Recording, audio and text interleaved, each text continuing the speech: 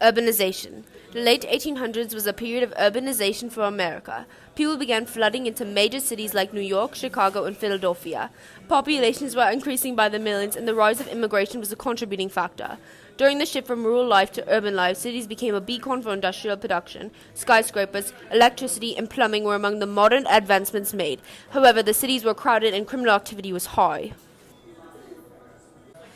Immigration. Waves of immigrants flooded into the nation from Ireland, Germany, China, and Eastern Europe. Seeking freedom from religious and political persecution, they came for jobs and a new life. They built communities and organizations but faced nativism, the fear of foreigners polluting American culture. Southern Europe uprooted. Immigrants left for multiple reasons such as overpopulation in Europe, American fever, the New World had opportunity/freedom for profits, jobs in the industrial business to escape the harsh treatment towards lower class and other minorities. Reaction to immigration and narrowing welcome mat. The federal government turned a blind eye towards immigrants and only political machines like Boss Tweed helped them in exchange for a vote. Organizations like the APA were created to vote against immigrants and support nativism. The Chinese were excluded entirely from entering the U.S. On the other hand, several middle-class women and Protestants helped provide aid in poor neighborhoods. Settlement houses became a place for social reform and activism. It encouraged women to join the workforce for a new sense of independence. Churches confront frontier. The new change of population made churches, especially Protestant churches, feel like the doctrines and traditional practices were insignificant. Liberal Protestants like Dwight Lyman Moody adapted to modern culture and associated themselves with the social gospel. Scientific ideas also challenged the church. Darwin's ideas. Charles Darwin's ideas of natural selection, the idea that advantageous traits persisted and evolved over time, went against the belief of special creations. These ideas promoted doubt among the church for years to come. Lust for learning. Public education started to overtake private education and the idea of tax-supported schools was increasing. Cities embraced the idea of running a world with smart and educated people. Booker T. Washington. Schools for all regions of the U.S. were created, especially in the impoverished South. Booker T. Washington, an ex-slave, taught black students useful trades in his industrial schools. His work influenced institutions like the Tuskegee Institute, which provided places for black to teach and learn, as well as challenging the racial injustice present. Hallowed halls of ivy. Colleges and universities also increased and gave new opportunities for women and African Americans. The Morrill Act of 1862 significantly helped the growth of education by giving grants of land devoted to schools. These land-grant colleges increased access to growing philanthropy and the wave of new American scholars. March of the Mind. The new industrialization brought demands for practical courses and specialized training in the sciences.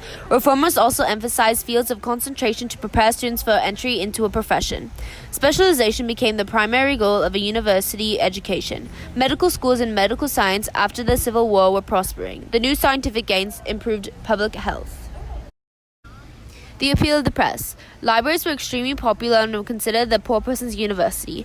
Andrew Carnegie donated $60 million for the construction of almost 1,700 public libraries all over the country. Sensationalism was capturing the public taste. Joseph Pulitzer was a leader in the techniques of sensationalism through the South Louis Post-Dispatch and the New York World. His colored comic sections featured the Yellow Kid, gave the name the Yellow Jerusalem to his papers. William Randolph Hearst also built a powerful chain of newspapers called the San Francisco Examiner.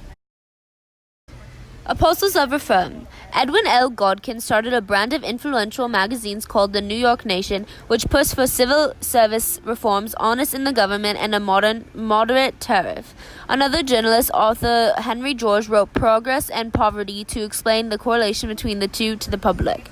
Edward Bellamy wrote the socialistic novel Looking Backward, which portrayed a time where the national interest is invested into big businesses.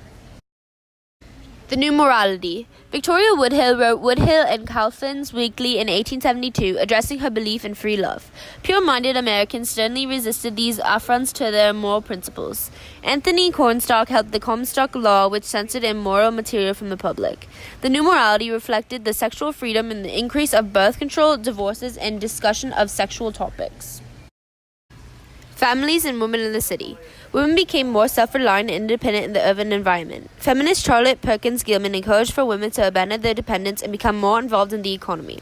In 1890, the National American Women's Suffrage Association was formed.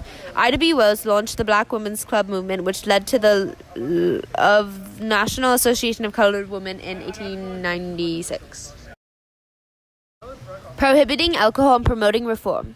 In the late 1800s, alcohol consumption increased. Organizations such as the National Prohibition Party, the Women's Christian Temperance Union, and the Anti-Solon League supported the idea of prohibition. The American Society for the Prevention of Cruelty to Animals and the American Red Cross were also formed. Post-war population fiction. Post-war Americans read millions of dime novels, usually depicting the wilds of the West. The king of the dime novelists was Harlan P. Hasley. General Lew Wallace was a popular figure. He sought to combat the wave of Darwinism's skepticism with his novel Ben-Hur, A Tale of the Christ in 1890. Literary landmarks. Following Dean Harwell's footsteps, Mark Twain became the most famous realist writer.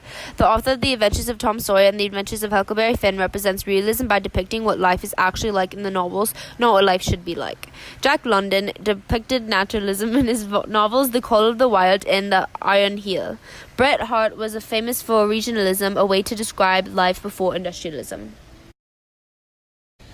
Artistic triumphs. Augustus St. Gaudens was the most gifted sculptor produced by America. He created the Robert Goldschall Memorial located on Boston Common in 1897. The phonograph was invented by Thomas Edison and was soon common in most homes across America.